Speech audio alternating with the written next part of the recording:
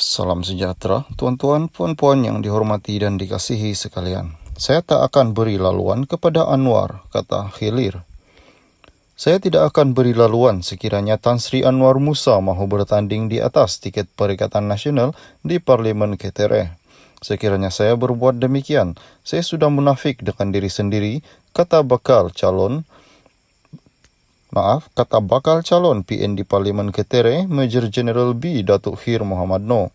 Walaupun Anwar adalah sahabatnya, dan sekiranya penyandang Parlimen Ketere itu tetap mahu bertanding di Ketere, biarlah bertanding secara sihat. Jika Anwar tetap mahu bertanding, mungkin dia boleh bertanding atas tiket bebas. Saya tidak akan beri laluan bagi peluang pihak PN kerana nama saya sudah dipersetujui kedua-dua parti itu, iaitu Parti Peribumi Bersatu Malaysia, iaitu Bersatu dan PAS.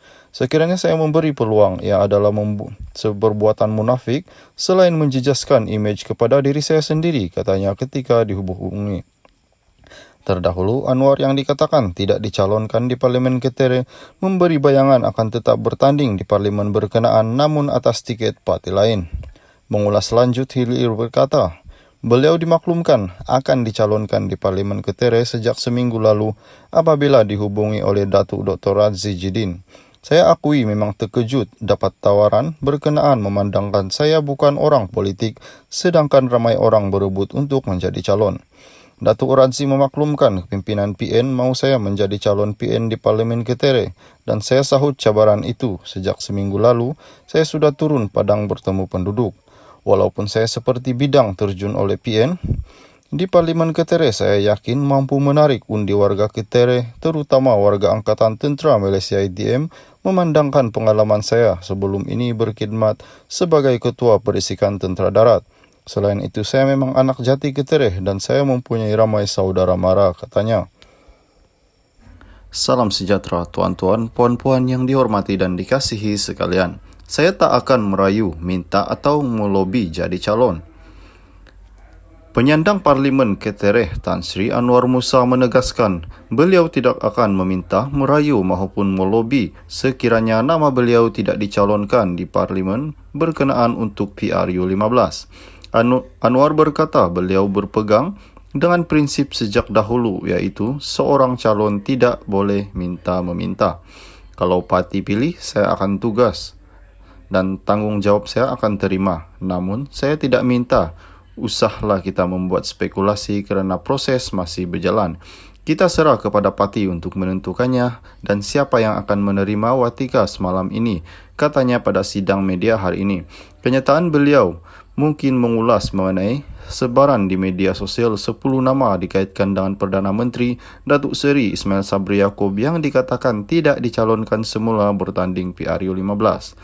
Sebelum ini ada kabar ingin mendakwa Menteri Wilayah yang juga bekas Menteri Besar Perlis, Tan Sri Shahidan Kasim, Tan Sri Noh Omar, Datuk Seri Tajuddin Abdul Rahman, Datuk Seri Adan Baba dan Anwar sebagai antara nama yang tidak dicalonkan semula oleh UMNO dalam PRU15. Shahidan dalam kenyataan di Facebook berkata, bilik gerakan BN bagi Parlimen Arau telah ditutup sejak semalam tadi dan bendera parti turut diturunkan. Penutupan bilik gerakan berkenaan dilihat sebagai protes terhadap penolakan pencalonan Shahidan yang juga menjadi ahli parlimen di kawasan berkenaan selama 4 penggal bermula 986, 990, 2013 dan 2018. Anwar yang juga bekas Setiausaha Agung UMNO dalam kenyataan di Facebook malam tadi berkata, pemilihan calon Barisan Nasional untuk bertanding PRU15 didakwa tidak mengikut kaedah ditetapkan Perlembagaan Parti. Beliau yang juga Ketua UMNO bahagian Ketere berkata, dakwaan yang berlegar membabitkan spekulasi calon BN biarpun parti lawan sudah mengumumkan senarai calon mereka yang dikatakan syarat dengan personality big and heavyweight. Bakal calon BN sudah didakwa menandatangani dokumen dan janji tertentu sejak 2 hari lalu, justru kabar angin mula tersebar. Walaupun Parlimen menghuraikan dengan jelas skop dan kaedah pemilihan calon, nampaknya sekali lagi ia tidak diendahkan, katanya.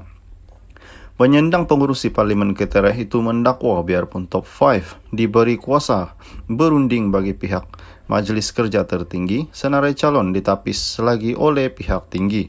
Malah beliau berkata, kedengaran banyak kabar angin mendakwa ramai winners yang boleh menang dipancung atau tidak disenaraikan, terutama yang rapat dengan Perdana Menteri, walaupun dijanjikan bahawa calon pilihan dipilih adalah kategori wali, iaitu winnable, boleh menang, acceptable serta likeable.